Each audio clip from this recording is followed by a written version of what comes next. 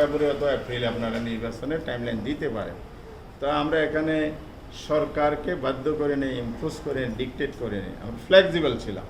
সরকার প্রস্তুত হলে এই টাইমলাইনে করতে পারে।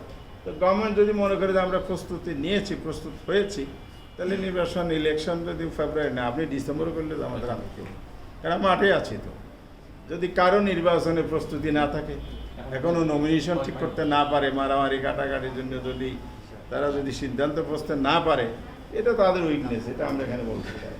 কিন্তু আমরা রেডি আছি। কিন্তু নির্বাচনের জন্য যে শর্ত এবং দাবিগুলো আমরা দিয়েছি, এগুলো এনশিওর করে নির্বাচনে যেতে হবে, তাহলে আমরা প্রতিশ্রুতি অনুযায়ী ভালো নির্বাচন হবে। লেভেল ফ্লাইং ফিল্ড করতে হবে, সবার জন্য সমতল ভূমি না হলে, কারণ মাঠে খেলবেন কেউ উঁচু কে নিচে, তাহলে এটা জাস্টিস হবে না, এটা ভ্যালিড কথা। এই জন্য আইন শৃঙ্খলাভাবে আপনার ইলেকশন কমিশন কিছু পদক্ষেপ নিয়েছে। তা আমাদের কাছে মনে হয়েছে ওনারা সিনসিয়ারলি আগাচ্ছেন এবং ফেয়ার ইলেকশনের যে কমিটমেন্ট সরকার করেছে, ইতিহাসের সেরা নির্বাচন, শান্তিপূর্ণ নির্বাচন, আরও বলেছে উৎসব মুখর পরিবেশে নির্বাচন, তো জনগণের আকাঙ্ক্ষার মধ্যে ওনাদের প্রতিশ্রুতির কোনো ফারাক নাই।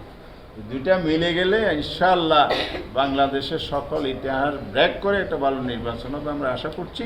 তবে এটা নির্ভর করবে, তবে এখানে আবার তবে লাগে না, তবে নির্ভর করবে এই কথা আইন কানুন এগুলোর বাস্তবায়নের সাথে এটা সম্পৃক্ত। বাস্তবায়ন যদি না হয়, ওই যে আমি আরেকবার বলছিলাম, কাজের গরু গোয়ালে খেতাব আছে, গোয়ালে নেই। আমি আইন করলাম, ভালো বললাম, কিন্তু আমি বাস্তবায়নের দুর্বলতা দেখালাম, বাস্তবায়ন সঠিকভাবে করলাম না, তাহলে হবে না।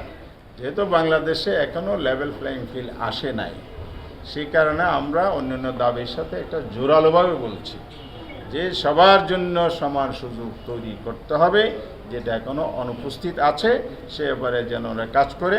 ওনারা বলছেন আমরা কাজ করছি।